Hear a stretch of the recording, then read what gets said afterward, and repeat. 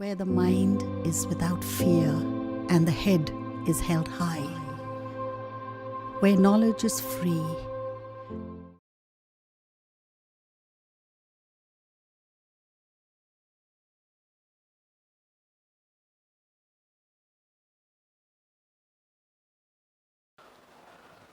Good day to all my dear students.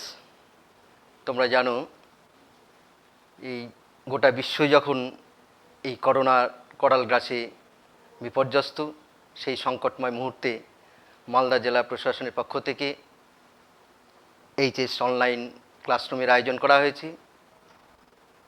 সেই online ক্লাসরুমে মালদা জেলা স্কুলের দর্শন বিভাগের শিক্ষক আমি বুদ্ধদেব বিশ্বাস তোমাদের সামনে উপস্থিত হয়েছি।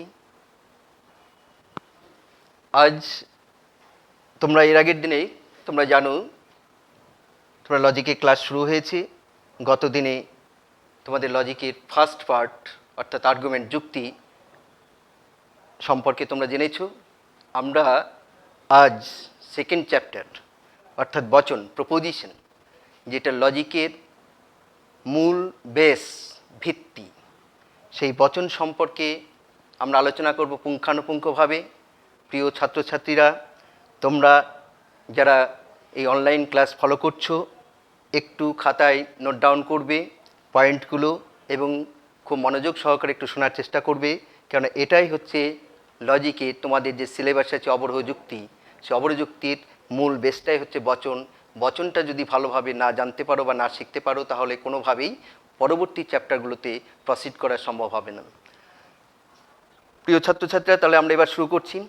তোমরা বচন, এই বচন আমরা একটা সংজ্ঞা সাধারণত দিয়ে থাকি অবধারণের ভাষায় প্রকাশিত রূপ। অর্থাৎ বচন, সাধারণভাবে বচনের একটা সংজ্ঞা দেওয়া হয় যে অবধারণের ভাষায় প্রকাশিত রূপকেই বলা হয় বচন। স্থায়ীভাবেই প্রশ্ন দেখা দেয় অবধারণটা কি, হোয়াট ইজ অবধারণ, হোয়াট ইজ জাজমেন্ট। অবধারণ হচ্ছে যখন দুটো ধারণা আমরা মনে মনে তুলনা করি,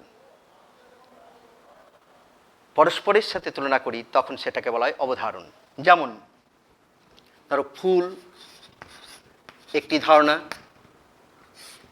লাল একটি ধারণা। এই দুটি ধারণাকে, এটাও ধারণা, লাল এটাও ধারণা, এই দুটি ধারণাকে যখন আমরা পরস্পরের সাথে মনে মনে তুলনা করছি তখন সেটা হচ্ছে অবধারণ। অবধারণ।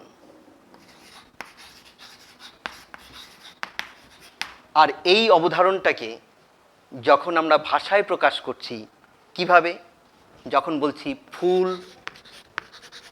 হয় লাল কিংবা বলছি ফুল নয় লাল, তখন এটি হয়ে গেল বচন। তাহলে আমরা কি দেখলাম যে সাধারণ একটা সংজ্ঞা হচ্ছে অবধারণের ভাষায় প্রকাশিত রূপকেই বলা হয় বচন। স্থায়ীভাবে প্রশ্ন দেখা দিয়েছে যে অবধারণটা কি, হোয়াট ইজ জাজমেন্ট। যখন আমরা মনে মনে দুটো ধারণাকে নিয়ে পরস্পরের সাথে তুলনা করছি তখন সেটা হচ্ছে অবধারণ। আর এই অবধারণটাকে যখন আমরা ভাষায় এইভাবে প্রকাশ করছি যে ফুল হয় লাল বা ফুল নয় লাল, তখন সেটা হচ্ছে বচন। এবারে এই প্রসঙ্গে আমরা একটা ছোট্ট কথা, ছোট্ট আলোচনা আমরা করে নেব যে আমরা সাধারণত জানি, তোমরাও জানো যে আমরা আমাদের দৈনন্দিন জীবনে আমাদের যে মনের ভাব প্রকাশ করি কি, সে বাক্যের মাধ্যমে। এবং এখানে আমি যে বচনের কথা বললাম, দেখো ফুল হয় লাল ফুল নয় লাল, এটাও কিন্তু বাক্য। কিন্তু আমরা প্রতিদিনই যে বাক্যের মাধ্যমে আমাদের মনের ভাব প্রকাশ করছি, সেখানে সেই বাক্যের সাথে এই যুক্তিবিজ্ঞানে যে শব্দটি ব্যবহার করা হচ্ছে বচন, সেই বচনের একটা পার্থক্য আছে। সেই বচন আর বাক্যের মধ্যে পার্থক্যটাকে আমাদের একটু জেনে নিতে হবে। তোমরা জানো যে বাক্যে কি থাকে, কতগুলো শব্দ যখন পাশাপাশি বসে একটা অর্থপূর্ণ মনের ভাব প্রকাশ করি তখন সেটাকে বাক্য বলা হয়। এবং তোমরা জানো বাক্যে উদ্দেশ্য বিধেয় এই অংশগুলো থাকে। কিন্তু বচনের ক্ষেত্রে অনেক সময় কি হয়, বাক্যে আমাদের যে আমরা যেভাবে আমাদের মনে ভাবটাকে প্রকাশ করি, সেক্ষেত্রে উদ্দেশ্য আর বিধির সম্পর্কটাকে সুস্পষ্টভাবে আমরা প্রকাশ করি না বাক্যের ক্ষেত্রে। কিন্তু বচন যখন আমরা করব, বচন যখন একটা সুনির্দিষ্ট আকার, সেক্ষেত্রে আমাদের উদ্দেশ্য আর বিধেয় পদের যে সম্বন্ধ, সেই সম্বন্ধটাকে সুস্পষ্টভাবে উল্লেখ করা হয়। সেই জন্য সাধারণত বলা হয় যে বাক্য মাত্রই বচন, কিন্তু বচন মাত্রই বাক্য নয়, বচন মাত্রই বাক্য, কিন্তু বাক্য মাত্রই বচন নয়।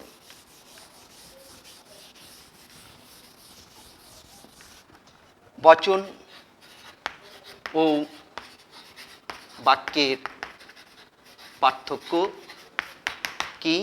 বচন মাত্রই বাক্য, কিন্তু বাক্য মাত্রই বচন নয়। ক্লিয়ার? তাহলে আমরা সমস্ত বচনকে আমরা বাক্য বলবো। কেন বলবো?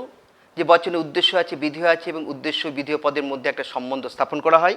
কিন্তু বাক্যে উদ্দেশ্য বিধেয় থাকে, কিন্তু সমস্ত বাক্যেই উদ্দেশ্য বিধেয়ের সম্বন্ধের সুস্পষ্ট উল্লেখ করা থাকে না। বচনের একটা নির্দিষ্ট আকার আছে, কিন্তু বাক্যের সেই সুনির্দিষ্ট আকার নাই। এছাড়া বচন ও বাক্যের অনেক পার্থক্য আছে, যে বচনের থেকে বাক্যের ব্যাপ্তিটা অনেক বেশি, কিন্তু বচনের ব্যাপ্তিটা অনেক কম। তা যাই হোক, এই প্রসঙ্গে আমরা বেশি আলোচনা না করেই আমরা এবারে চলে যাব যে বচনের সংজ্ঞা। তাহলে বচনের আমরা একটা সাধারণ সংজ্ঞা পেয়েছিলাম কি? যে অবধারণের ভাষায় প্রকাশিত রূপকে বচন বলা হয়।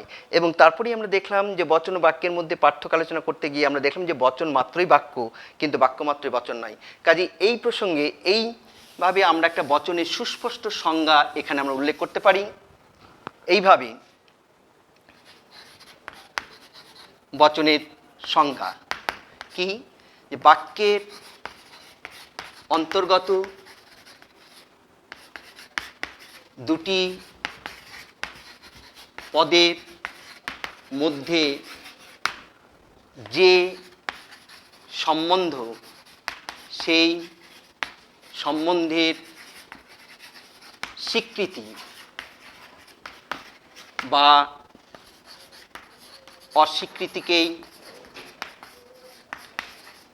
বলা হয় বচন। লক্ষ্য করো, এখানে আমরা বচনের একটা সুস্পষ্ট সংজ্ঞা দিয়েছি। কি দেখো, যে বাক্যের অন্তর্গত দুটি পদের মধ্যে যে সম্বন্ধ, সেই সম্বন্ধের স্বীকৃতি বা অস্বীকৃতিকেই বলা হয় বচন। যেমন ধরো বলা হলো সকল কবি হয়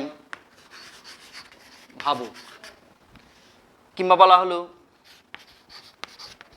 কোনো কোনো মানুষ নয় সৎ। দেখো, এখানে যে আমরা দুটো উদাহরণ নিয়েছি, সেই উদাহরণ দেখতে পাচ্ছি যেখানে প্রথম বাক্যের ক্ষেত্রে, বচনের ক্ষেত্রে উদ্দেশ্য কবি সম্পর্কে ভাবুক কথা, এই গুণটা স্বীকার করা হয়েছে। দ্বিতীয় বচনের ক্ষেত্রে উদ্দেশ্য মানুষ সম্পর্কে সততাই গুণটা অস্বীকার করা আছে। এইভাবে বচনের আমরা একটা সংজ্ঞা, আমরা সুস্পষ্ট সংজ্ঞা দিই যে বাক্যের অন্তর্গত দুটি পদের মধ্যে যে সম্বন্ধ, সেই সম্বন্ধের স্বীকৃতি বা অস্বীকৃতিকেই বলা হয় বচন। এই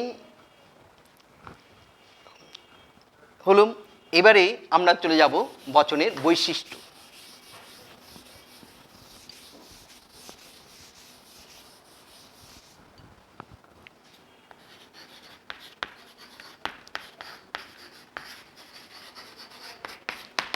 বৈশিষ্ট্য কি? বচন মাত্রই হচ্ছে ঘোষক বাক্য। বচন মাত্রই ঘোষক বাক্য।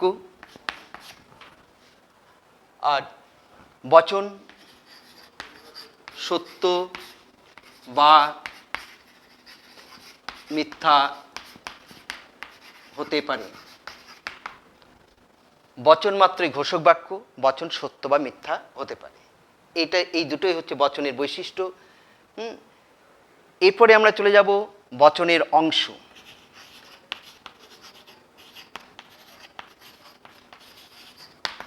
বচনের অংশ দেখো, আমরা একটা উদাহরণের সাহায্যে এই বচনের অংশগুলোকে আমরা বিশ্লেষণ করতে পারি। যেমন আমরা বললাম যে সকল মানুষ হয় মরণশীল। এই বচনটিকে যদি আমরা বিশ্লেষণ করি তাহলে এর কতগুলো অংশ পাব। এই প্রসঙ্গে তোমাদের একটু জেনে রাখা দরকার যে এই যে বচন আমরা কথা বলছি সে অবরোহ যুক্তিবিজ্ঞানে তার যুক্তি সমষ্টি, যে অবরোহ যুক্তি গঠন করতে গেলে তখন বচন মানেই হচ্ছে যুক্তি সমষ্টি। হ্যাঁ, বচন সমষ্টিকে যুক্তি বলা হয়। এবং এই যে বচনের একটা উদাহরণ আমরা নিয়েছি, এই অবরোহ যুক্তিবিজ্ঞানে যে বচনের কথা বলা হচ্ছে সে বচন বলতে সাধারণত এখানে আমরা নিরপেক্ষ বচনের কথাই আলোচনা করছি। তো এই বচনটিকে আমরা বিশ্লেষণ করলে আমরা কতগুলো অংশ পাব। এই একটা অংশ, এই একটা অংশ, এই একটা অংশ, এই একটা অংশ। দেখো, এই অংশটিকে বলা হয় পরিমাণ, এই অংশটিকে বলা হয় উদ্দেশ্য, এই অংশটিকে বলা হয় সংযোজক, এই অংশটিকে বলা হয় বিধেয়। দেখো, সকল মানুষ হয় মরণশীল, এই বচনটিকে বিশ্লেষণ করলে আমরা চারটি অংশ পেয়েছি। প্রথমে কি? পরিমাণ, উদ্দেশ্য, সংযোজক, বিধেয়।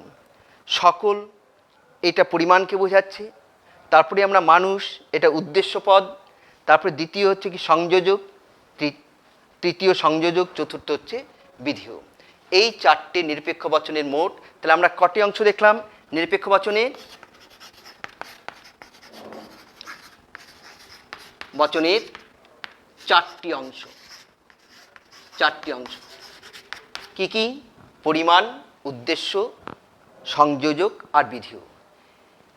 এটাই বচনের নির্দিষ্ট আকার। এবার দেখো, তাহলে পরিমাণটা বলতে আমরা কি বুঝি? যেখানে পরিমাণ বলতে উদ্দেশ্য পদের কতটা অংশের কথা বচনে বলা হচ্ছে তার উপর নির্ভর করে পরিমাণ।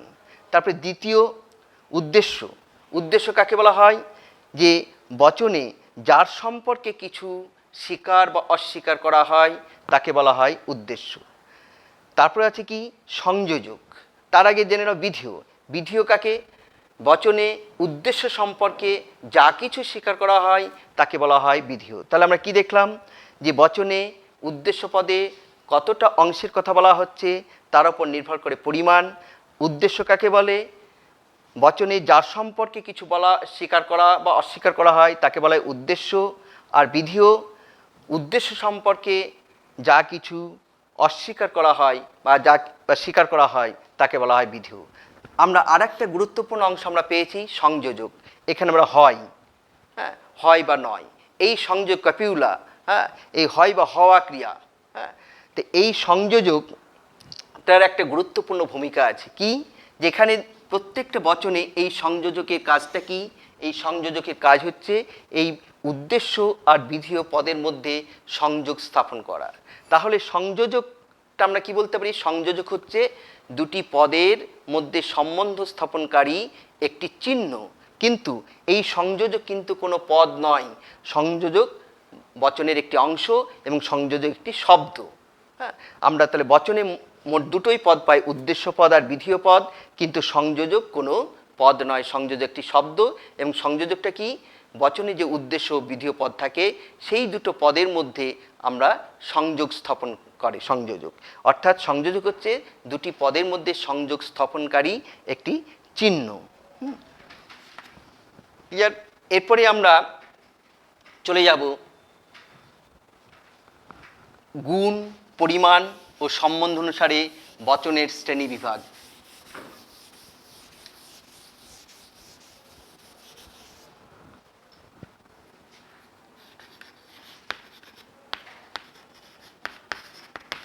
গুণ, পরিমাণ ও সম্বন্ধ অনুসারে বচনের শ্রেণী বিভাগ।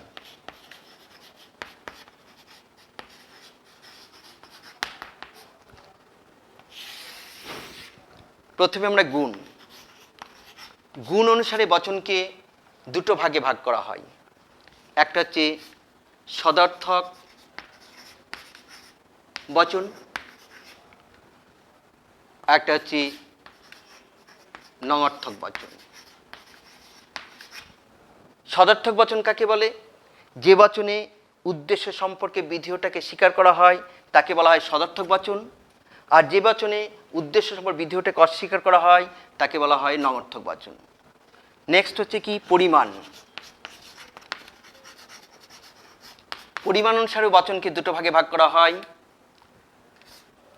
একটা হচ্ছে সামান্য বচন,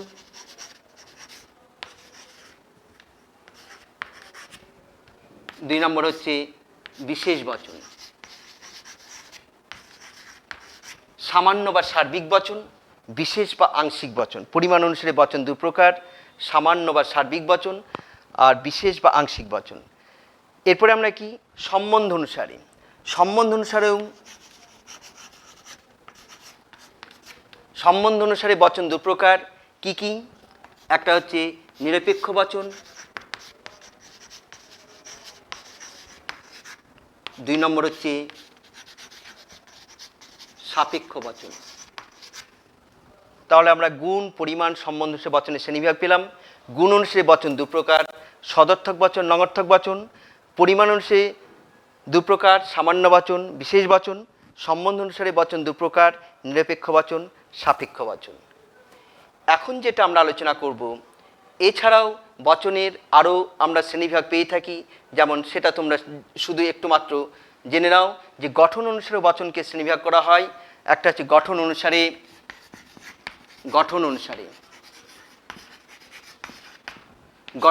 হচ্ছে সরল ও যৌগিক।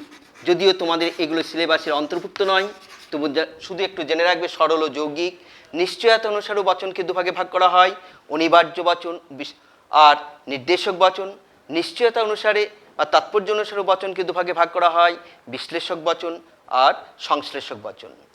তো যাই হোক, আমরা আমাদের যেটা প্রয়োজন তোমাদের সিলেবাসের অন্তর্ভুক্ত, যেটা তোমাদের ভালো করে জানতে হবে, গুণ, পরিমাণ ও সম্বন্ধ অনুসারে বচনের শ্রেণীবিভাগ। সেখানে আমরা গুণ অনুসারে বচনকে দুটো ভাগে ভাগ করেছি, সদর্থক বচন আর নঙর্থক বচন।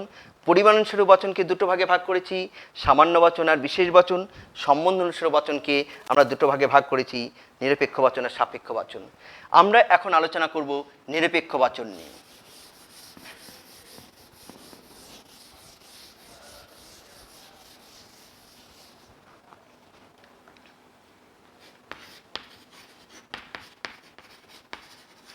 নিরপেক্ষ বচন। সম্বন্ধ অনুসারে বচনকে আমরা দুটো ভাগে ভাগ করেছি, নিরপেক্ষ বচন। তাই নিরপেক্ষ বচন কাকে বলে?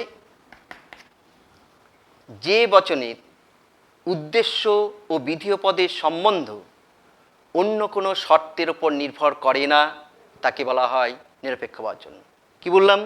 যে বচনে উদ্দেশ্য ও বিধেয় পদের সম্বন্ধ অন্য কোনো শর্তের উপর নির্ভর করে না তাকে বলা হয় নিরপেক্ষ বচন। যেমন একটা উদাহরণ নাও, যে সকল কবি হয় ভাবুক। এক্ষেত্রে দেখো উদ্দেশ্যপদ কি কবি, ভাবুক হচ্ছে বিধেয় পদ। এই উদ্দেশ্য বিধেয় পদের মধ্যে যে সম্বন্ধ স্বীকৃতিসূচক সম্বন্ধ স্থাপন করা হয়েছে, এই সম্বন্ধটি কোনো শর্তের উপর নির্ভরশীল নয়, সেই তো এটাকে আমরা নিরপেক্ষ বচন বলবো। আর একটা বচন আমরা পেয়েছি কি সাপেক্ষ বচন। এই সাপেক্ষ বচনটা কি? সাপেক্ষ বচনটা হচ্ছে যে বচনে উদ্দেশ্য বিধেয় পদের সম্বন্ধ অন্য কোনো একটি শর্তের উপর নির্ভর করে তাকে বলা হয় সাপেক্ষ বচন, শর্ত সাপেক্ষ। যেমন বলা হলো যে যদি বৃষ্টি হয় তাহলে মাটি ভেজে। দেখো, এটি একটি সাপেক্ষ বচন উদাহরণ। এখানে এই যে বৃষ্টি হওয়া, যদি বৃষ্টি হয় তাহলে মাটি ভেজে, তাহলে এখানে এই যে মাটি ভেজা, এই মাটি ভেজা একটা শর্তের উপর নির্ভর করছে। কি শর্ত? বৃষ্টি হওয়ার উপর। সেহেতু এটাকে আমরা সাপেক্ষ বচন বলবো। এবং সাপেক্ষ বচনে এই যে আকারটি আমরা পেয়েছি, উদাহরণটা আমরা দিয়েছি, এটাকে এই সাপেক্ষ বচনকে দুটো ভাগে ভাগ করা হয়। একটা হচ্ছে প্রাকল্পিক বচন আর একটা হচ্ছে বৈকল্পিক বচন। তো এই যে আমরা সাপেক্ষ বচনের আকারটি পেয়েছি, এটি হচ্ছে প্রাকল্পিক বচন। প্রাকল্পিক বচন। আরেকটাও আমরা পাই যে সে হয় বোকা অথবা বুদ্ধিমান। সে হয় বোকা, এখানে দেখো দুটো বিকল্প আছে, বোকা আর বুদ্ধিমান।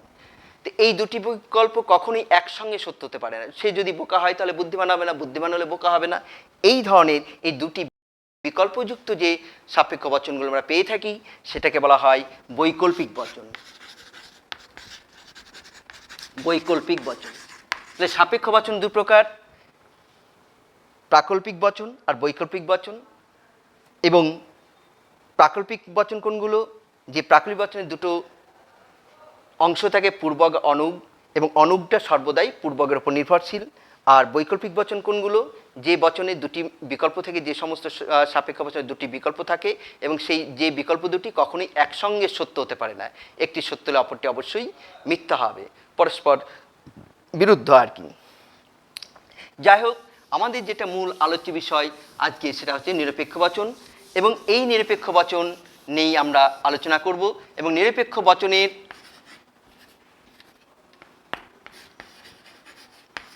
নিরপেক্ষ বচন কাকে বলে সেটা আমরা অলরেডি আলোচনা করে নিয়েছি। যে নিরপেক্ষ বচন কাকে বলে? যে বচনের উদ্দেশ্য বিধেয় পদের সম্বন্ধ অন্য কোনো শর্তের উপর নির্ভর করে না, তাকে বলা হয় নিরপেক্ষ বচন। এবার আমরা এই নিরপেক্ষ বচনের শ্রেণীবিভাগ অর্থাৎ চতুর্বর্গ পরিকল্পনা, যুক্তিবিজ্ঞানী অ্যারিস্টটল এই নিরপেক্ষ বচনের যে শ্রেণীবিভাগ করেছেন সেটাকে আমরা বলে থাকি চতুর্বর্গ পরিকল্পনা। চতুর্বর্গ পরিকল্পনা, চতুর্বর্গ পরিকল্পনা। এটা হচ্ছে অ্যারিস্টটল, যুক্তিবিজ্ঞানী অ্যারিস্টটল নিরপেক্ষ বচনের যে শ্রেণীবিভাগ করেছেন সেটাকে বলা হয় চতুর্বর্গ পরিকল্পনা। চতুর্বর্গ পরিকল্পনা কেন বলা হলো? নিরপেক্ষ বচনের শ্রেণীবিভাগ করতে গিয়ে অ্যারিস্টটল দুটো ভাগে, প্রথমেই তোমরা দেখেছো যে আমরা গুণ অনুসারে বচনের শ্রেণীবিভাগ করেছি, আবার পরিমাণ অনুসারে বচনের শ্রেণীবিভাগ করেছি। তো এই নিরপেক্ষ বচনের শ্রেণীবিভাগ করতে গিয়ে অ্যারিস্টটল কী করলেন? গুণ অনুসারে এবং পরিমাণ অনুসারে এই দুটির সংযুক্তির ভিত্তিতে নিরপেক্ষ বচনের শ্রেণীবিভাগ করেছেন। তাহলে এই চতুর্বর্গ পরিকল্পনা আলোচনা করতে গেলে আমাদের গুণ অনুসারে, পরিমাণ অনুসারে, তারপর সংযুক্তির ভিত্তিতে কিভাবে তিনি শ্রেণীবিভাগ করেছেন সেটা আমরা দেখব। তাহলে প্রথমত আমরা কি দেখব? প্রথমত গুণ অনুসারে। গুণ অনুসারে দু প্রকার। গুণ অনুসারে দু প্রকার। একটা কি? সামান্য বচন। দুই বিশেষ গুণ অনুসারে সদর্থক বচন। দুই নঙর্থক বচন। নঙর্থক বচন। গুণ অনুসারে বচন দু প্রকার, সদর্থক বচন আর নঙর্থক বচন। ঠিক একইভাবে দ্বিতীয়ত পরিমাণ অনুসারে। পরিমাণ অনুসারে বচন দু প্রকার। এক নম্বর হচ্ছে কি? সামান্য বচন। দুই নম্বর হচ্ছে বিশেষ বচন। হলো। এরপরে কি করলেন অ্যারিস্টটল? এই গুণ আর পরিমাণটাকে সংযুক্তির ভিত্তিতে বচনের সে হয়ে গেল গুণ প্লাস পরিমাণ। গুণ প্লাস পরিমাণ। গুণ প্লাস পরিমাণ অনুসারে বচন চার প্রকার। গুণ প্লাস পরিমাণ। প্রিয় ছাত্রছাত্রীরা, তোমরা এগুলোকে নোট ডাউন করবে। তাহলে আমরা প্রথমত গুণ অনুসারে দু প্রকার পেয়েছি, সদর্থক নঙর্থক বচন। পরিমাণ অনুসারে বচন দু প্রকার, সামান্য বচন, বিশেষ বচন। এবার কি করলেন? গুণ আর পরিমাণকে সংযুক্ত করলেন, অর্থাৎ গুণ ও পরিমাণ এর সংযুক্তির ভিত্তিতে বচন হচ্ছে চার প্রকার। কি কি? এক নম্বর হচ্ছে, অর্থাৎ যে বচনটা সামান্য বচন সেই বচনটা সদর্থক হতে পারে আবার নঙর্থক হতে পারে, আবার যে বচনটা বিশেষ বচন সেটা সদর্থক হতে পারে আবার নঙর্থক হতে পারে। এই জন্য গুণ আর পরিমাণটাকে সংযুক্তিকরণ করার প্রয়োজন হলো। তাই প্রথমত কি? সামান্য সদর্থক বচন। দুই, আমরা এটা উপর থেকে লিখছি, একটু মুছে দিচ্ছি।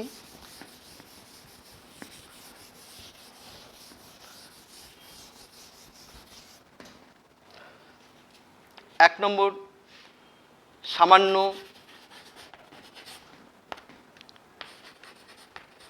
সদর্থক বচন। 2 সামান্য নঅর্থক বচন। 3 বিশেষ সদর্থক বচন। 4 বিশেষ নঅর্থক বচন।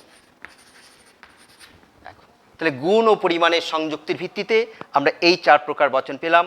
সামান্য সদর্থক বচন, সামান্য নঅর্থক বচন, বিশেষ সদর্থক বচন, বিশেষ নঅর্থক বচন। এটাকে বলা হয় অ্যারিস্টটলের চতুর্বর্গ পরিকল্পনা এবং নিরপেক্ষ বচনের শ্রেণীবিভাগ। তোমাদের স্থায়ীভাবে এখান থেকে প্রশ্ন আসে যে বচন কাকে বলে, বচন কাকে বলে আমরা আলোচনা করেছি। বচনকে নিরপেক্ষ বচনের শ্রেণীবিভাগ করো, বা গুণ ও পরিমাণ নিরপেক্ষ বচন কয় প্রকারে কী কী তোমরা এখান থেকে পেয়ে যাচ্ছ। তাহলে নিরপেক্ষ বচনের শ্রেণীবিভাগ আলোচনা করতে গেলে তোমাদের কীভাবে করতে হবে, যে প্রথমত গুণ অনুসারী বচন 2 প্রকার, সদর্থক বচন নঅর্থক বচন, পরিমাণ অনুসারী বচন 2 প্রকার, সামান্য বচন বিশেষ বচন, এবং গুণ ও পরিমাণের সংযুক্তির ভিত্তিতে বচন হচ্ছে 4 প্রকার: সামান্য সদর্থক বচন, সামান্য নঅর্থক বচন, বিশেষ সদর্থক বচন, বিশেষ নঅর্থক বচন। এরপর এই যে আমরা 4 প্রকার বচন আমরা পেলাম, এই 4 প্রকার বচন তর্কবিজ্ঞান বা যুক্তিবিজ্ঞান যেহেতু সাংকেতিক আকারের সাহায্যে আমরা আলোচনা সুবিধার্থে এই 4 প্রকার বচনের একটা সাংকেতিক আকার বা সাংকেতিক রূপ দেওয়া হয়েছে। যেমন সামান্য সদর্থক বচনের সাংকেতিক রূপ হিসাবে এ, ক্যাপিটাল লেটার এ ব্যবহার করা হয়। সামান্য নঅর্থক বচনের সাংকেতিক রূপ হিসাবে ক্যাপিটাল লেটার ই ব্যবহার করা হয়। বিশেষ সদর্থক বচনের সাংকেতিক রূপ হিসাবে আই, ক্যাপিটাল লেটার আই। বিশেষ নঅর্থক বচনের সাংকেতিক রূপ হিসাবে ও। তাহলে আমরা কি পেলাম? এ, ই, আই, ও। এই 4 প্রকার আমরা, তাহলে এ বলতে আমরা সামান্য সদর্থক বচনকে বুঝি, ই বলতে আমরা সামান্য নঅর্থক বচনকে বুঝি, আই বলতে আমরা বিশেষ সদর্থক, ও বলতে আমরা বিশেষ নঅর্থক বচনকে আমরা বুঝে থাকি। ক্লিয়ার? তাহলে আমরা নিরপেক্ষ বচনের শ্রেণীভাগ পেয়ে গেছি।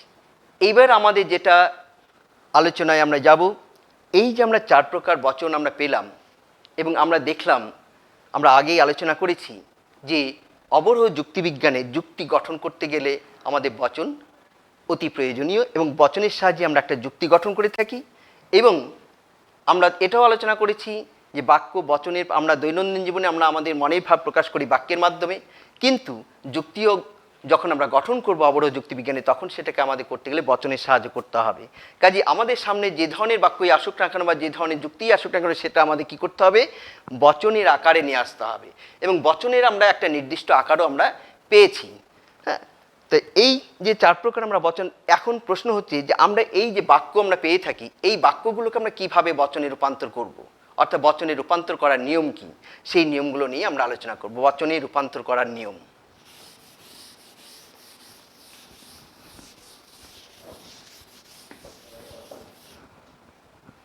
বাক্য থেকে বচনে রূপান্তর করার নিয়ম। দেখো, বিভিন্ন বাক্যকে আমরা বাক্য থেকে বচনে রূপান্তর করব, এবং আমরা যে 4টে বচন পেয়ে এ, ই, আই, ও, এই 4টে বচনেই যে কোনো একটা নির্দিষ্ট বচনে আমাদের বাক্যকে বচনে রূপান্তর করতে হবে। তা যাই হোক, এর আগে আমি আবার একটু পূর্ব আলোচনায় ফিরে যাচ্ছি। তোমরা দেখলে যে এর আগে বচনের আমরা একটা নির্দিষ্ট আকার পেয়েছি, যেটা আমি একটা সমীকরণের মাধ্যমে দেখাচ্ছি। দেখো, বচন মানেই হচ্ছে আমরা কি পেয়েছি? বচনের নির্দিষ্ট আকার। প্রথমে কি থাকছে? পরিমাণ। তারপরে কি? উদ্দেশ্য। তারপরে কি? সংযোজক। তারপরে কি? বিধিও। 4টে, এই মোট 4টে অংশ। এবং এই যে আমরা সমীকরণটি দেখালাম, এই আকারেই প্রত্যেকটা বাক্যকে বচনে রূপান্তর করতে হবে।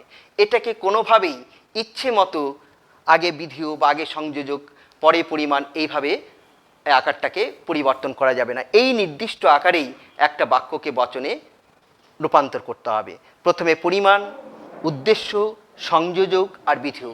কাজে একটা বাক্যকে যখন তুমি বচনে রূপান্তর করতে হবে, সেই বাক্যের মধ্যে পরিমাণও আছে, উদ্দেশ্য আছে, সংযোজক আছে, বিধিও আছে। তাহলে সেই যে বিষয়গুলো, সেইগুলোকে তোমাকে সঠিকভাবে আগে চিহ্নিতকরণ করতে হবে, সেকে চিনতে হবে। চিনলেই তাহলে তুমি এই নির্দিষ্ট বা নির্দিষ্ট ছাঁচেই এই বচনটিকে তুমি সাজাতে পারবে। এবং এই প্রসঙ্গে এই যে বিভিন্ন বাক্যকে আমরা যে এ, ই, আই ও এই 4টে বচনে রূপান্তর করব, তাহলে এই 4টে বচনের প্রত্যেকটা বচনের একটা নির্দিষ্ট নিশ্চয়ই নিয়ম আছে যে কোন ধরনের বাক্যগুলোকে আমরা এ বচনে রূপান্তর করব, কোন ধরনের বাক্যগুলোকে ই বচনে রূপান্তর করব, কোন ধরনের বাক্যগুলোকে আই বচনে রূপান্তর করব এবং কোন ধরনের বাক্যগুলোকে ও বচনে রূপান্তর করব। তার একটা নির্দিষ্ট কতগুলো নিয়ম আছে, সেই নিয়মগুলো তোমাদের মনে রাখতে হবে এবং জানতে হবে। আচ্ছা, এই সঙ্গে আর একটা বিষয় যে যখন একটা বাক্যকে আমরা বচনে রূপান্তর করব, তখন সেক্ষেত্রে দুটো জিনিস অবশ্যই মনে রাখতে হবে। প্রথম কথা হচ্ছে যে মূল বাক্যের অর্থের পরিবর্তন করা চলবে না। মূল বাক্যের অর্থ অপরিবর্তিত থাকবে, অপরিবর্তিত থাকবে। আরেকটা কি,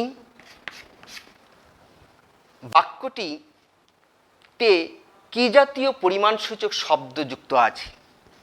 হ্যাঁ, বাক্যটিতে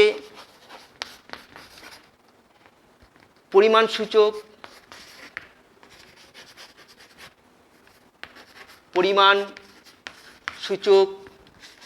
শব্দটি নির্ণয় করতে হবে। এই দুটো জিনিস মোটামুটি আমাদের মনে রাখতে হবে, কি যে মূল বাক্যের অর্থের কোনো পরিবর্তন করা চলবে না এবং একটা বাক্যকে যখন আমরা বচনে রূপান্তর করব, তখন সেই বাক্যে কী জাতীয় শব্দযুক্ত আছে, অর্থাৎ কী জাতীয় পরিমাণসূচক শব্দযুক্ত আছে, সেই শব্দটির উপরই নির্ভর করবে যে বাক্যটি কোন বচন হবে, সামান্য সদর্থক বচন হবে না বিশেষ সদর্থক বচন হবে। এবং সেই সঙ্গে গুণ অনুসারে বচনকে তোমরা দুটো ভাগে ভাগ পেয়েছো, সদর্থক নঙর্থক। যদি বাক্যটি সদর্থক হয় স্থায়ীভাবে বচনটি সদর্থক হবে, বাক্যটি যদি নঙর্থক হয় স্থায়ীভাবে বচনটি নঙর্থক হবে। তাহলে আমাদের এই দুটো জিনিস অবশ্যই মনে রাখতে হবে যে মূল বাক্যে বচনে রূপান্তর করার সময় মূল বাক্যের অর্থের কোনো পরিবর্তন করা চলবে না। এবারে আমরা চলে যাচ্ছি যে আমরা যে 4 প্রকার বচন পেয়েছি নিরপেক্ষ বচন, সেই 4 প্রকার অর্থাৎ সামান্য সদর্থক বচন, কোন ধরনের বাক্যগুলোকে আমরা সামান্য সদর্থক বচনে রূপান্তর করব।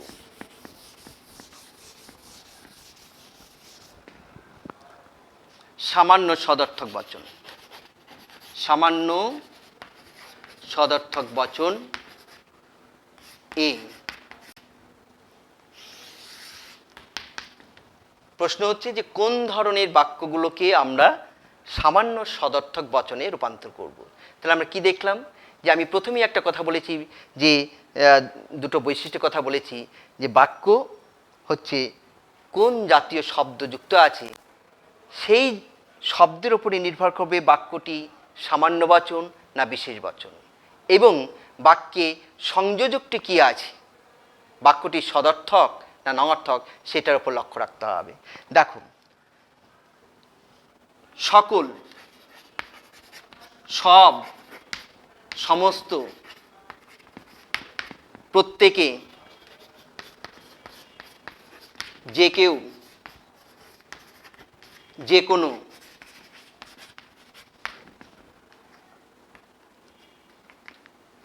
নিশ্চিতভাবে,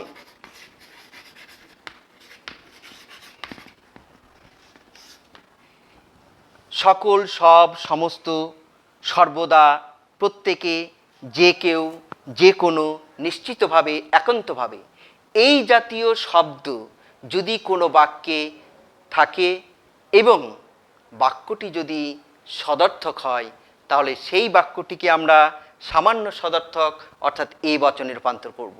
কি বললাম, যদি কোনো বাক্যে সকল, সব, সমস্ত, সর্বদা, প্রত্যেকে, যে কেউ, যে কোনো, নিশ্চিতভাবে, একান্তভাবে, এই জাতীয় শব্দ যদি কোনো বাক্যে যুক্ত থাকে এবং বাক্যটি যদি সদর্থক হয়, তাহলে সেই বাক্যটিকে সামান্য সদর্থক অর্থাৎ এ বচনে আমরা রূপান্তর করব। যেমন ধরো, আমরা উদাহরণের সাহায্যে যেমন বলা হলো, যে কোনো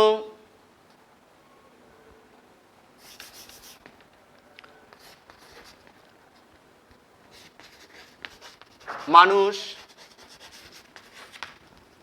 এই কাজটি করতে পারে। দেখো ভালো করে লক্ষ্য করো, আমরা এখানে একটি বাক্য নিয়েছি, যে কোনো মানুষ এই কাজটি করতে পারে। আমরা বলে থাকি যে কোনো মানুষ এই কাজটি করতে পারে, এইভাবে আমরা আমাদের মনের ভাব প্রকাশ করি। কিন্তু প্রশ্ন হচ্ছে এই বাক্য দিয়ে তো আমরা কোনো যুক্তি গঠন করতে পারবো না।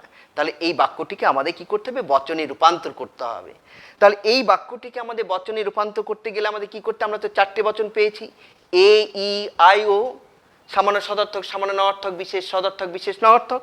তাহলে এবার এই বাক্যটিকে বচনে রূপান্তর করতে গেলে আমরা কি বললাম, যে মূল বাক্যের অর্থের কোনো পরিবর্তন করা চলবে না। অর্থাৎ এই বাক্যটি যে জাতীয় অর্থ প্রকাশ করছে, বচনেও সেই একই অর্থ প্রকাশ করতে হবে, অর্থটাকে অপরিবর্তিত রাখতে হবে। তাহলে কিভাবে করব? এর নিয়ম হচ্ছে কি, আমরা দেখব, প্রথমেই লক্ষ্য করব যে বাক্যে পরিমাণসূচক শব্দটি কি আছে। আমরা এখানে একটা লক্ষ্য করো, যে কোনো, আমরা সংজ্ঞাতে এই বচন সার্বিক সদর্থক এই বচনের সংজ্ঞাটা আমরা দিয়েছি। যে কোনো আমরা একটা শব্দ পাচ্ছি, এই বাক্যটিকে ভেঙে নাও, পরিমাণসূচক যে কোনো। মানুষ, এটা কি? এই বাক্যের উদ্দেশ্য পদ, আর এই কাজটি করতে পারে, এটা হচ্ছে বিধেয় পদ। এবং যে কোনো মানুষ এই কাজটি, এটা হচ্ছে বাক্যটি সদর্থক। তাহলে বচনটি অবশ্যই কি হবে? সদর্থক হবে। এবং এখানে যে কোনো মানুষ, যে কোনো মানুষ বলতে সমস্ত মানুষের কথাই বলা হচ্ছে, কোনো একটি মানুষকে বাদ দেওয়া হচ্ছে না। পৃথিবীতে যত মানুষ আছে সমস্ত মানুষের কথা বলা হচ্ছে। অর্থাৎ আমরা কি বলেছিলাম, যে পরিমাণের দিক থেকে বাক্যটিকে দুটি ভাগে ভাগ করা হয়, সামান্য আর বিশেষ। সামান্য কোনগুলো? যখন উদ্দেশ্য পদের সমগ্র অংশের কথা বলা হয়, সমস্তকে স্বীকার করা বা অস্বীকার করা হয়, তখন তাকে বলে সামান্য। কিন্তু যখন উদ্দেশ্য পদের আংশিক অংশের কথা বলা হয়, তখন সেটা হচ্ছে আংশিক বচন বা বিশেষ বচন। তো এখানে আমরা যে কোনো মানুষ বলতে সমস্ত মানুষের কথা বলা হচ্ছে, এই উদ্দেশ্য পদের সমগ্র অংশের কথা বলা হচ্ছে। কাজেই স্বাভাবিকভাবেই আমরা এই যে কোনো শব্দের দ্বারা এই বাক্যটিকে আমরা সামান্য বচন বলতে পারি। এবং বাক্যটি কি? সদর্থক। কাজেই বচনটি কী হবে? সামান্য সদর্থক বচন হবে। অর্থাৎ এটাকে আমাদের এই বচনে রূপান্তর করতে হবে। তাহলে এটা কি করতে হবে? Logical form, LF, logical form. Logical form অর্থাৎ বচনাকার, যুক্তি আকার, লজিক্যাল ফর্ম। এই লজিক্যাল ফর্মটা কি পেলাম? তাহলে এই বাক্যটিকে বিশ্লেষণ করে আমরা কি পেলাম? সামান্য সদর্থক বা এ বচন, এ। দেখো এবারে দেখো, এই বাক্যটিকে তুমি যে বচনের যে এটা পেয়েছিলে, মনে আছে নিশ্চয়ই? আমি এখানে আবার লিখে দিচ্ছি, পরিমাণ, উদ্দেশ্য, বিধেয়, সংযোজক আর বিধেয়। দেখো এই যে বচনের যে নির্দিষ্ট আকার, এবার এই ছাঁচে ফেলে দাও। তাহলে পরিমাণ কি? পরিমাণটা হচ্ছে কি? এখানে যে কোনো বলতে সামান্য বচনের পরিমাণ বলতে সকল, সামান্য সদর্থক সকল এই বচনের, সামান্য নঅর্থে হচ্ছে কোনো, আর বিশেষ সদর্থক বা বিশেষ নঅর্থক হচ্ছে কোনো কোনো। তাহলে এখানে সামান্য সদর্থক, তাহলে এখানে পরিমাণটা কি হবে? যে কোনো বলতে সকল, সকল। তারপরে কি আছে? উদ্দেশ্য, এই বাক্যের উদ্দেশ্য কোনটা? মানুষ। দেখো তারপরে কি আছে? সংযোজক। সংযোজক কি? এখানে বাক্যটি কি সদর্থক বচন, অর্থাৎ ক্রিয়া বর্তমানকাল সবসময় বর্তমানকালে হবে। হওয়া ক্রিয়া, এখানে টু বি হওয়া ক্রিয়া কি হবে? সকল মানুষ হয়। তারপরে কি আছে? বিধেয়। বিধেয় কোনটা? এই কাজটি করতে পারে। তাহলে এখানে দেখো সকল মানুষ হয় এই কাজটি করতে পারে, এইটা লিখলে কি ভালো হবে? ভালো হবে না। তাহলে এখানে আমরা এই যে বিধেয় এই কাজটি করতে পারে, এই সংযোজকের পর যদি এই বাক্যে যেটা আছে বিধেয় পদ, সেটা যদি আমরা লিখে দিই সকল মানুষ হয় এই কাজটি, তাহলে বচনটা শ্রুতিমধুর হবে না। সেই জন্য কোনো কোনো ক্ষেত্রে একটা বচনকে শ্রুতিমধুর করার জন্য আমাদের অতিরিক্ত শব্দ সংযোজন করতে হবে, যে শব্দগুলো হয়তো বিধেয়ের সাথে সেটা বচনের কোনো পদ বা অংশ নয়, সেটা কোনো একটি পদের অংশ, কোনো একটা পদের অংশ, কিন্তু বচনের কোনো নির্দিষ্ট কোনো পদ নয়। তাহলে এখানে আমরা কি করব? এই বচনটিকে শ্রুতিমধুর করার জন্য সকল মানুষ হয় এমন যারা, এমন যারা এই কাজটি করতে পারে।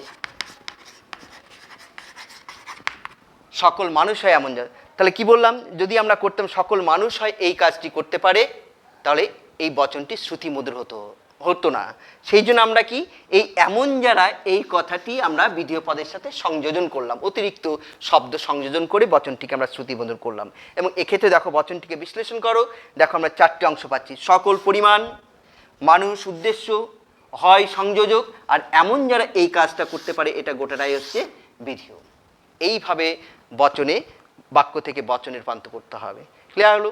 এটা তাহলে আমরা কি পেলাম, সামান্য সদর্থক বা এ বচন। এবার এই সামান্য সদর্থক বা এই বচনের একটা ব্যতিক্রম এই প্রসঙ্গে তোমাদের জেনে রাখতে হবে।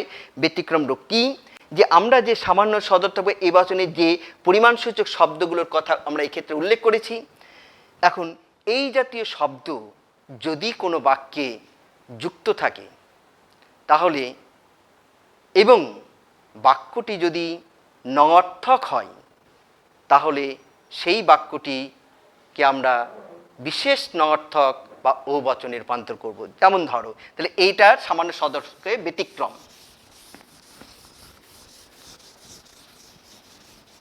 ব্যতিক্রম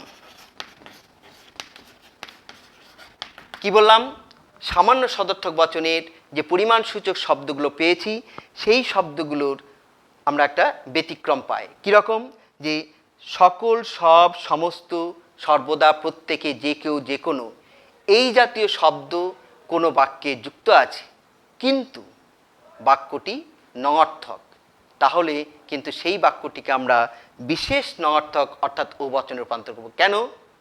প্রথমে আমরা বলেছি যে একটা বাক্যকে বচনে রূপান্তর করতে গেলে মূল বাক্যের অর্থের কোনো পরিবর্তন করা চলবে না, মূল বাক্যের অর্থটাকে অপরিবর্তিত রাখতে হবে। তাই সেই জন্য এখানে ব্যতিক্রমটা স্বাভাবিকভাবেই এসে যাচ্ছে। যেমন ধরো আমরা একটা উদাহরণ নিলাম, যে সব সাপ বিষধর নয়, সব সাপ বিষধর নয়। দেখো বাক্যটা ভালো করে লক্ষ্য করো, সব সাপ বিষধর নয়। তো এই বাক্যে আমরা সব, এই যে পরিমাণ সূচক আমরা শব্দ পেয়েছি, এটার দ্বারা তো সামান্য কি বোঝাচ্ছি, তোমরা এর আগে দেখলে। কিন্তু এই বাক্যের সাথে আমরা শেষে নয় এই শব্দটা পাচ্ছি, অর্থাৎ মূল বাক্যটা হচ্ছে নঅর্থক। নঅর্থক, তাহলে এখানে সব নয়, স্থায়ীভাবে দেখো সব নয়, সব নয়, এটাকে বিশ্লেষণ করলে কি পাবে, সব নয়। ধরো একটা ঝুড়িতে 50টা আম আছে, তাই আমি বললাম যে সব আম মিষ্ট নয়, তাহলে তুমি কি বলবে, সব আমই টক? কি বলবে? কিছু কিছু আম আছে যেগুলো টক, যেগুলো মিষ্টি নয়, সেটাই বলবে। তাহলে এখানে দেখো সব সাপ বিষধর নয়, সব নয় এর অর্থই হচ্ছে আংশিক নয়, বা সব নয় মানে আংশিক নয়, মানে কিছু কিছু নয়। সব নয় মানে হচ্ছে কিছু কিছু নয়।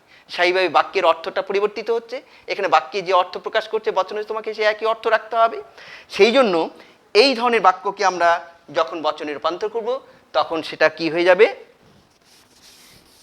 বিশেষ নঅর্থক অর্থাৎ ও বচন হয়ে যাবে। তাহলে এই লজিক্যাল ফর্মটা কি হবে, ও বচন। ও বচন,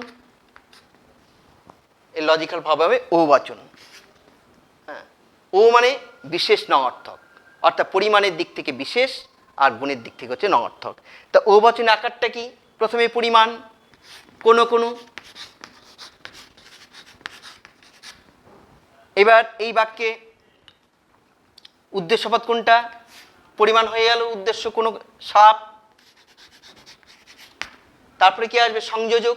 বাক্যটি যেহেতু নঅর্থক, এখানে সংযোজক কি হবে, নয়। বিধেয় কোনটা, বিষধর, কোনো কোনো সাপ নয়, কোনো কোনো সাপ নয় বিষধর। ক্লিয়ার? তাহলে দেখলে যে এই সামান্য সদর্থক বচনের একটা ব্যতিক্রমের রূপ আমরা পাই, যে কি সকল সব সমস্ত এই জাতীয় শব্দযুক্ত বাক্য যদি নঅর্থক চিহ্নযুক্ত হয়, তাহলে সেই বাক্যটি কি হয়ে যাবে, বিশেষ নঅর্থক অর্থাৎ ও বচন হয়ে যাবে। কেননা আমরা জানি যে বাক্য বা একটা বাক্যকে যখন আমরা বচনে রূপান্তর করব, তখন সেই মূল বাক্যের কোনো অর্থের পরিবর্তন করা চলবে না। কাজেই অর্থটাকে অপরিবর্তিত রাখতে গেলে আমাদের এই জাতীয় শব্দের সাথে যদি বাক্যটি নঅর্থক হয়, তাহলে সেটাকে বিশেষ নঅর্থ ও বচনে রূপান্তর করতে হবে। ক্লিয়ার হলো? নেক্সট আমরা যাব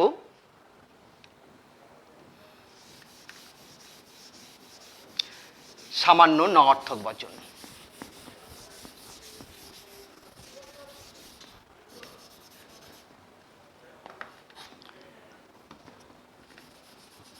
সামান্য ন অর্থক বচন, অর্থাৎ ই সামান্য ন অর্থক। দ্বিতীয় প্রকার বচন সামান্য ন অর্থক বচন অর্থাৎ ই বচন।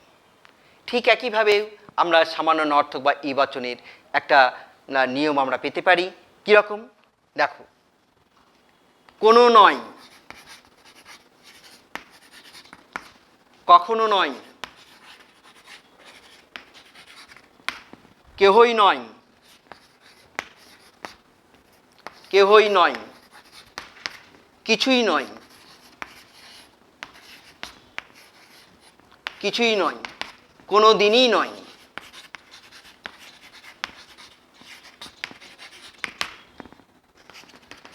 দেখো, কোনো নয়, কখনো নয়, কেহই নয়, কিছুই নয়, কোনো দিনই নয়, এই জাতীয় শব্দ যদি কোনো বাক্যে যুক্ত থাকে তাহলে সেই বাক্যটিকে আমরা সামান্য ন অর্থক বা ই বচনে রূপান্তর করব।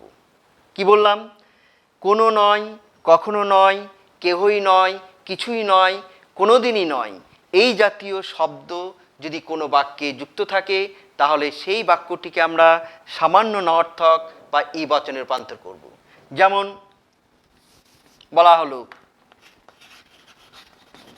মানুষ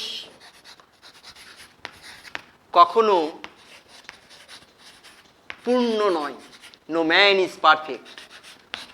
মানুষ কখনো পূর্ণ নয়। হ্যাঁ, মানুষ কখনো পূর্ণ নয়। দেখো, এই একটা বাক্য আমরা নিয়েছি, তাহলে এই বাক্যটিকে আমাদের বচনে রূপান্তর করতে হবে। তাহলে এই বাক্যটিকে বচনে রূপান্তর করতে গেলে প্রথমে আমি কি দেখব, যে বাক্যে কি জাতীয় পরিমাণসূচক শব্দ যুক্ত আছে। তাহলে আমরা এখানে একটা পেয়েছি কি, কখনো নয় পেয়েছি। আমরা সংজ্ঞা তোমরা পেলাম কি, যে কোনো নয়, কখনো নয়, কিছুই নয়, এই জাতীয় শব্দ যদি কোনো বাক্যে থাকে তাহলে সেই বাক্যটিকে আমরা এই বচন রূপান্তর করব। তাহলে স্থায়ীভাবে এই যে আমরা কখনো নয় বাক্যে যেটা আছে, স্থায়ীভাবে এই বাক্যটা কি হবে, সামান্য ন অর্থক অর্থাৎ ই বচন হবে। তাহলে লজিক্যাল ফর্মটা কি হবে, ই।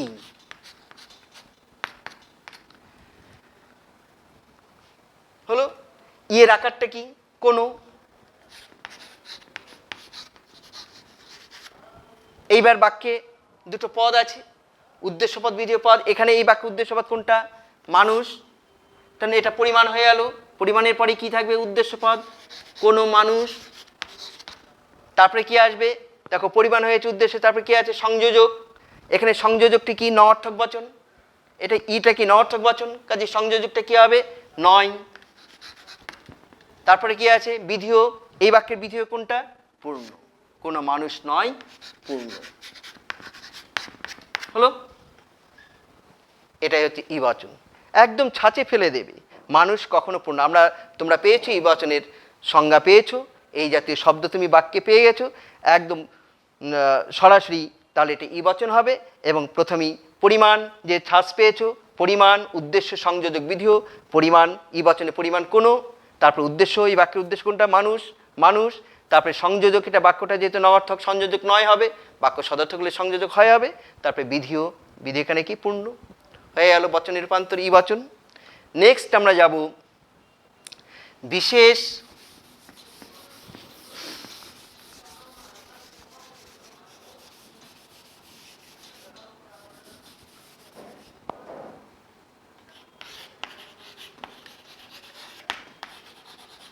বিশেষ সদর্থক বচন, আই। বিশেষ সদর্থক বচন আই। দেখো, পরিমাণের দিক থেকে বিশেষ আর গুণের দিক থেকে হচ্ছে সদর্থক। এক্ষেত্রেও ঠিক একইভাবে আমরা এইভাবে সংজ্ঞাটা দিতে পারি বা সূত্রটা বলতে পারি কি, কোন কোন, কিছু কিছু,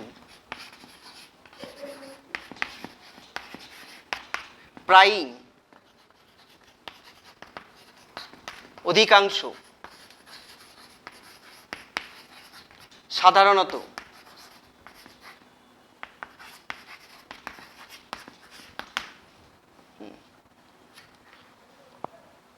কোনো কোনো কিছু কিছু, হ্যাঁ, অধিকাংশ, সাধারণত, হ্যাঁ, এই জাতীয় শব্দ যুক্ত বাক্য যদি সদর্থক হয় তাহলে সেটি কি হবে? আই বচন। দেখ, শুনে নাও, যদি কোনো বাক্যে কোনো কোনো, কিছু কিছু, প্রায়ই, অধিকাংশ, সাধারণত, মাঝে মাঝে এই জাতীয় শব্দযুক্ত বাক্য যদি কি হয়? সদর্থক হয়, তাহলে সেই বাক্যটিকে আমরা আই বচন অর্থাৎ বিশেষ সদর্থক অর্থাৎ আই বচনে রূপান্তর করব। আবার বলছি, কোনো কোনো, কিছু কিছু, প্রায়ই, মাঝে মাঝে, অধিকাংশই, সাধারণত এই জাতীয় পরিমাণসূচক শব্দ যদি কোনো বাক্যে থাকে এবং বাক্যটি যদি সদর্থক হয়, তাহলে সেই বাক্যটিকে আমরা বিশেষ সদর্থক অর্থাৎ আই বচনে রূপান্তর করব। যেমন ধরো,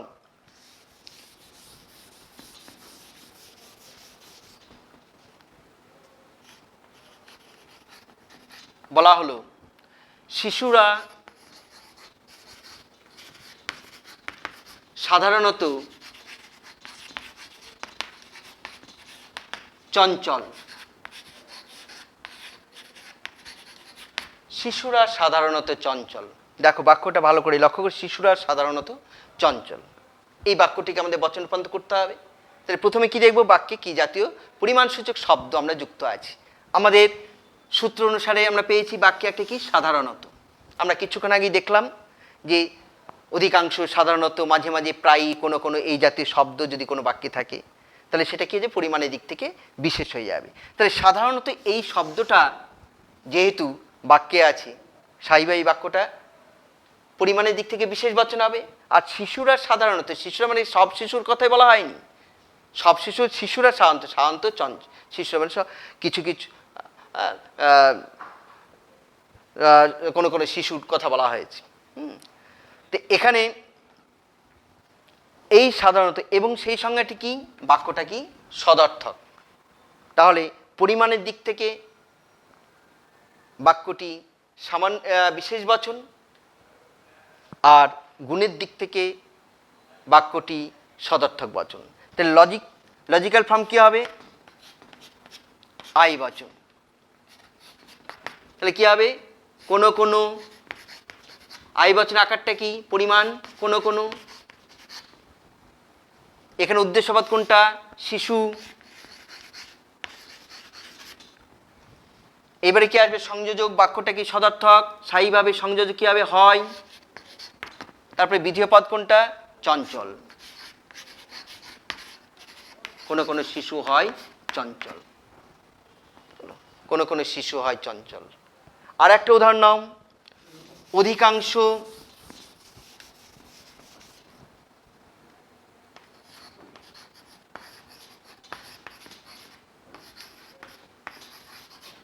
মানুষই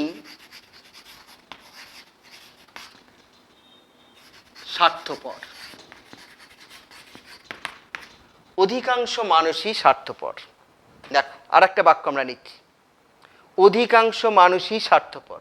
ঠিক একইভাবেই আমরা অধিকাংশ এই শব্দটা পেয়েছি, পরিমাণসূচক শব্দ। আর অধিকাংশ মানুষ বলতে সমস্ত মানুষের কথা বলা হয়নি, কিছু মানুষের কথা বলা হয়েছে, আংশিক মানুষের কথা বলা হয়েছে। কাজে অধিকাংশ এই শব্দটির অর্থই হচ্ছে আংশিক বা কিছু কিছু, কোনো কোনো। মূল বাক্যটা কি? সদর্থক। তাহলে এই বাক্যে যেহেতু অধিকাংশ শব্দটা যুক্ত আছে এবং বাক্যটি মূল বাক্যটা সদর্থক, সেহেতু এই বাক্যটিকে আমরা বচনে রূপান্তর করার সময় কি করব? বিশেষ সদর্থক বা আই বচনে রূপান্তর করব। যেমন, তাহলে লজিক্যাল ফর্ম কি হবে? আই বচন। আই বচন আকারটা কি? কোনো কোনো, এই অধিকাংশ, পরিমাণ। এরপরে কি আসবে? বচনে আকার অনুযায়ী উদ্দেশ্য। উদ্দেশ্যপদ কোনটা? মানুষই। কিন্তু এখানে কোনো কোনো মানুষই তোমরা লিখবে না, মানুষ, যেহেতু এটা বচনে রূপান্তর করছে। কোনো কোনো মানুষ। এরপরে কি আছে? সংযোজক। বাক্যটা কি? সদর্থক। তাহলে সংযোজক কি হবে? হয়। দেখো তারপরে কি আছে? বিধেয়। বিধেয় পদ কোনটা? স্বার্থপর। কোনো কোনো মানুষ হয় স্বার্থপর। হলো? শুধু টেকনিক্যালি তোমাকে দেখতে হবে বিষয়টা, পুরো একদম ছাঁচে ফেলে দিতে হবে, নিয়মটাকে একদম ছাঁচে ফেলে দাও, বচনে রূপান্তর হয়ে যাবে, কোনো সমস্যা হবে না। তাহলে কোনো কোনো অধিকাংশ মানুষে কোনো আমরা কী পেলাম? কোনো কোনো মানুষ হয় স্বার্থপর। হলো? নেক্সট আমরা চলে যাব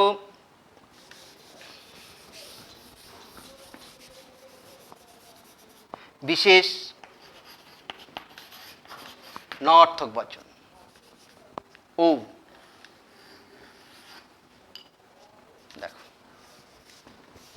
বিশেষ নঅর্থক অর্থাৎ ও বচন। বিশেষ একই ব্যাপার, আংশিক মানে কোনো কোনো। এক্ষেত্রে বিশেষ নঅর্থক বচনের ক্ষেত্রে আমরা বলবো যে কোনো কোনো, কিছু কিছু, প্রায়ই, প্রায়ই, অধিকাংশ, সাধারণত, বেশিরভাগ,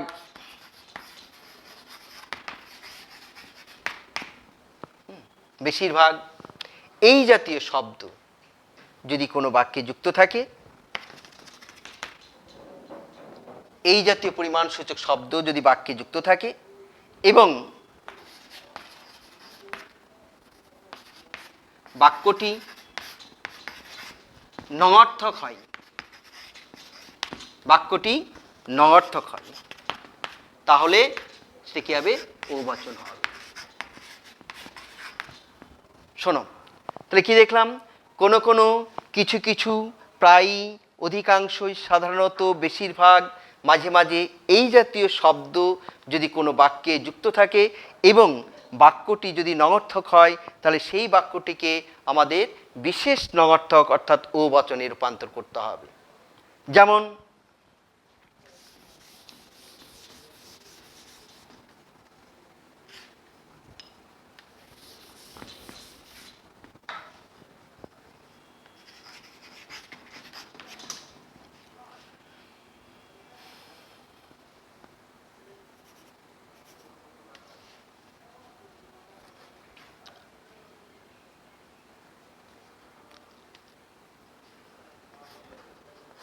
কিছু কিছু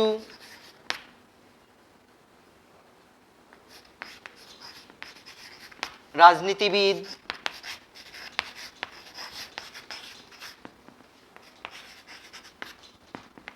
সৎ নয়। দেখো, কিছু কিছু রাজনীতিবিদ সৎ নয়, এখানে আমরা পরিমাণসূচক শব্দ আমরা একটা পেয়েছি, কিছু কিছু। কিছু কিছু রাজনীতি, আংশিক রাজনীতিবিদের কথা বলা হচ্ছে। স্থায়ীভাবে বাক্যটি পরিমাণের দিক থেকে আংশিক বা বিশেষ এবং মূল বাক্যটা কি আছে? নঅর্থক। তাহলে আমরা কি দেখেছি? যে বাক্যে যদি পরিমাণসূচক শব্দটি আংশিক বা বিশেষ হয়, তাহলে বাক্যটি আংশিক বা বিশেষ হবে এবং বাক্যটি নঅর্থক হলে নঅর্থক হবে।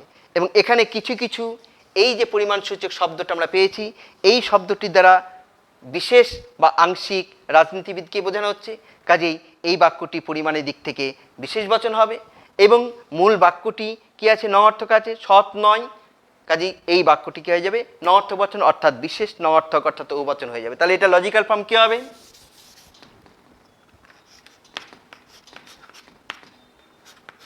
ও বচন। আয় আর ও বচন আকারটা কি? পরিমাণ। কোনো কোনো। এবার কি আসবে? উদ্দেশ্য। পরিমাণ হয়েছে উদ্দেশ্য। উদ্দেশ্য কি? এই বাক্যের রাজনীতিবিদ।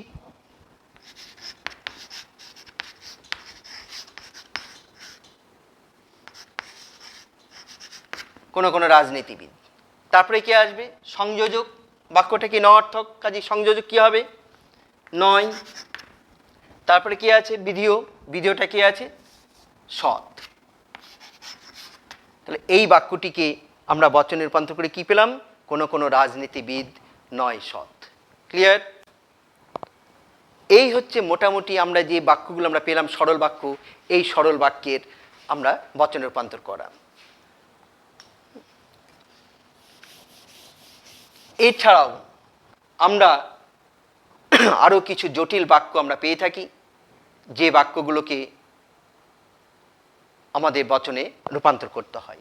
যেমন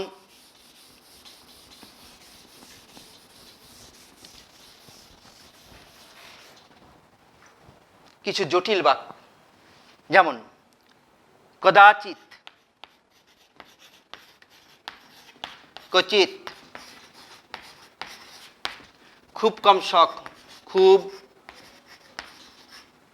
কম সংখ্যক,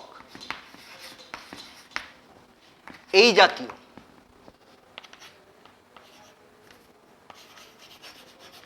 শব্দযুক্ত বাক্যের ক্ষেত্রে দুটি নিয়ম অনুসরণ করতে হবে।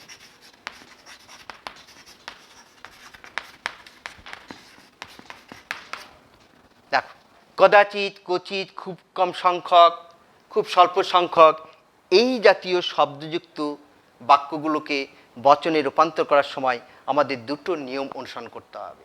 প্রথম কি, যে এই কদাচিৎ, ক্বচিৎ, খুব কম সংখ্যক, এই শব্দগুলোর অর্থটা তোমাকে বিশ্লেষণ করতে বা জানতে হবে। কদাচিৎ, ক্বচিৎ, খুব কম সংখ্যক, এই শব্দগুলোর অর্থ ফিউ, সেলডম, হার্ডলি, এই শব্দগুলির অর্থ হচ্ছে আংশিক নঅর্থক, বিশেষ নঅর্থক।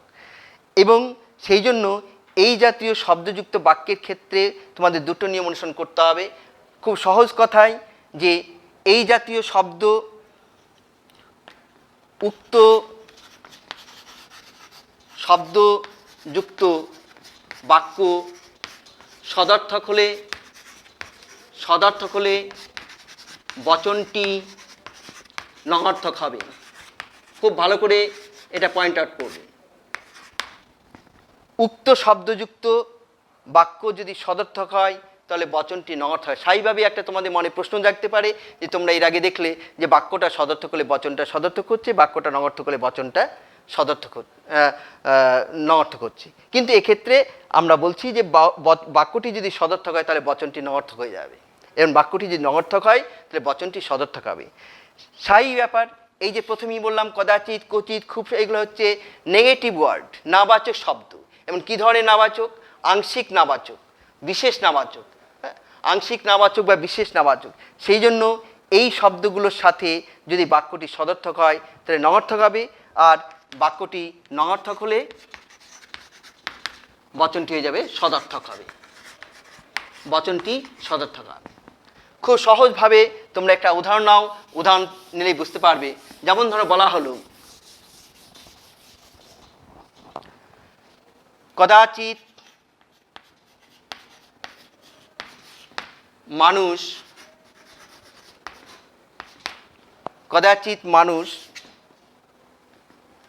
স্বার্থপর। দেখো, কদাচিৎ মানুষ স্বার্থপর, এই কদাচিৎ শব্দটির অর্থ বিশ্লেষণ করো। এই কদাচিৎ মানে কি? আংশিক নয়, আংশিক নয়, আংশিক নয়। আর এই মূল বাক্যটা কি আছে? সদর্থক আছে। মানুষ স্বার্থপর, এই মূল বাক্যটা সদর্থক আছে। আর কদাচিৎ এই শব্দটির অর্থ হচ্ছে আংশিক নয়। তার মানে বাক্যটা পরিমাণের দিক থেকে আংশিক বা বিশেষ, আর এখানে মূল বাক্যটা সদর্থক। অর্থাৎ আংশিক নয়, অর্থাৎ এটা মাইনাস, আর এটা কি? প্লাস। এবার minus into plus equal to কী হয়? মাইনাস হয় তো। নয় ইন্টু হয় কী হবে? নয়ই হবে। বাক্যটা কী হয়ে যাবে? নঅর্থক হয়ে যাবে। তাহলে কি দেখলাম? সাইবা দেখলে যে এই বাক্যটা, মূল বাক্যটা সদর্থক হলেও যেহেতু কদাচিৎ এই শব্দটি যুক্ত আছে, সেহেতু বচনে রূপান্তর করার সময় বচনটি কী হয়েছে? নঅর্থক বচন হয়ে যাচ্ছে। যেহেতু কদাচিৎ এই শব্দটি হচ্ছে নঅর্থক শব্দ, এবং কি নঅর্থক? কি জাতীয়? আংশিক নঅর্থক। এবং তাহলে বচনটা আংশিক বচন হয়ে যাবে, বিশেষ বচন। এবং এই নঅর্থক আর সদর্থক মিলে মূল বচনটা কী হয়ে যাবে? নঅর্থক বচন হয়ে যাবে। তাহলে এই বচনটিকে আমরা রূপান্তর করার সময় কীভাবে করব? লজিক্যাল ফর্ম ও বচন হয়ে যাবে। কি আংশিক মানে কোনো কোনো, উদ্দেশ্যবাদ কোনটা মানুষ, সংযোজক কোনটা নয়, আংশিক নৌবচন, বিধেয়বাদ কোনটা স্বার্থপর, কোনো কোনো মানুষ নয় স্বার্থপর। তাহলে কদাচিৎ, কচিৎ, খুব কম সংখ্যক এই জাতীয় শব্দযুক্ত বাক্য যদি সদর্থক হয় তাহলে বচন হয়ে যাবে সেটা নঙর্থক, বিশেষ নঙর্থক। কিন্তু বাক্যটি যদি নঙর্থক হয় তাহলে কি হবে দেখো, কদাচিৎ মানুষ বললাম স্বার্থপর নয়, এইভাবে দিলাম বাক্যটা, কদাচিৎ মানুষ স্বার্থপর নয়। এর আগে আমরা দেখলাম কদাচিৎ মানুষ স্বার্থপর, এবারে দেখছি কদাচিৎ মানুষ স্বার্থপর নয়। দেখো ঠিক একইভাবে বিশ্লেষণ করো, আংশিক নয়, কদাচিৎ মানে আংশিক নয়, মূল বাক্যটা কি নঅর্থক, তাহলে আংশিক নয় মানে মাইনাস, কোনো কোনো নয়, মূল বাক্যটা নঅর্থক, মাইনাস ইন্টু মাইনাস কি হয় রেজাল্ট প্লাস, অঙ্কের নিয়ম, অর্থাৎ 9 গুণ 9 কি হবে, হ্যাঁ বাচক হয়ে যাবে। বাংলা ব্যাকরণে তোমরা করেছো। তাহলে এই জাতীয় শব্দযুক্ত বাক্যের ক্ষেত্রে বাক্যটি যদি নঅর্থক হয় তাহলে বচনটা কি হয়ে যাবে, সদর্থক হয়ে যাবে। তাহলে এই ক্ষেত্রে কি হয়ে যাবে, আংশিক সদর্থক অর্থাৎ আই বচন হবে।